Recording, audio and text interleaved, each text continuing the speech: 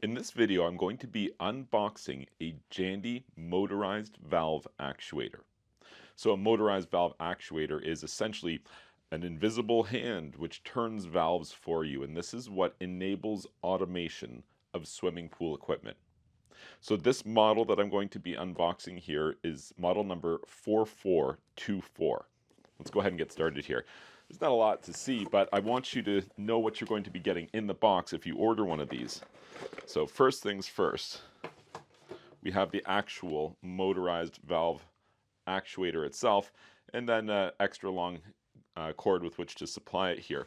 Now, these valves, or these motorized valve actuators, work on diverter valve bodies. So, for example, not a knife valve or a gate valve or a ball valve, anything like that. It's got to be the ones that look like this here, here, here, here. Look at a whole bunch of them here. You can use a motorized valve actuator like this on any diverter valve body. And how it works here, you can see we've got the 4 points that we're going to connect to.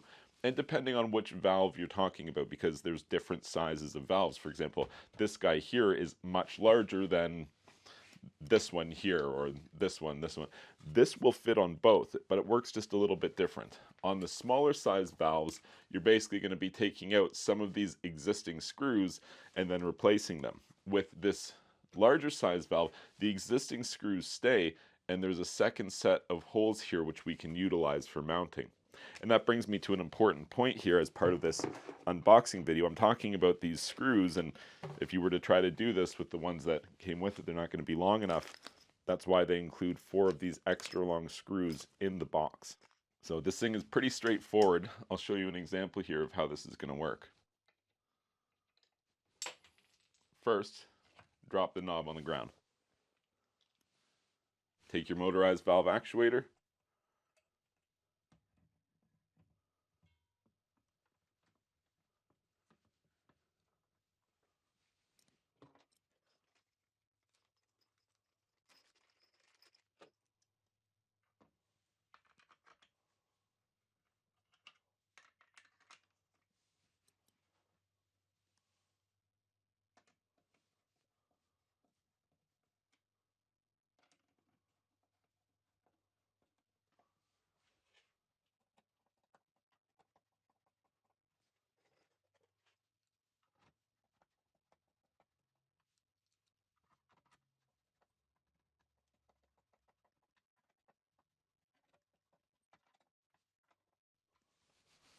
and that's it.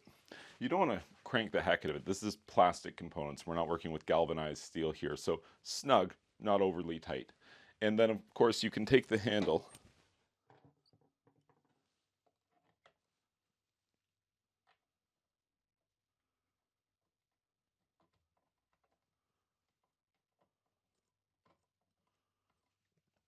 and there we go. We're ready to go.